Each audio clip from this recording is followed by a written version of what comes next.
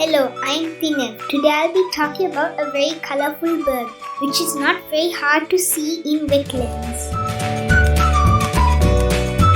The purple SWAMPHEN. The purple SWAMPHEN is a swamp hen in the royal family Rallidae. There are 6 species of purple swamp hens. They are also known as Sultana bird. The purple swamp hen has been split into 6 species and they spread across the world except Americas. This chicken-sized bird with its large feet, bright plumage and red bill and frontal shield is easily recognizable in its native range. It inhabits freshwater and brackish marshes, clambering among tall reeds and rushes.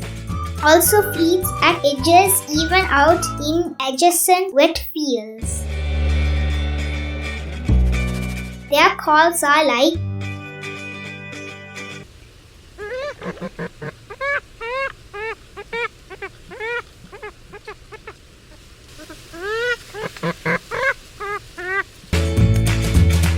locally named Kithala.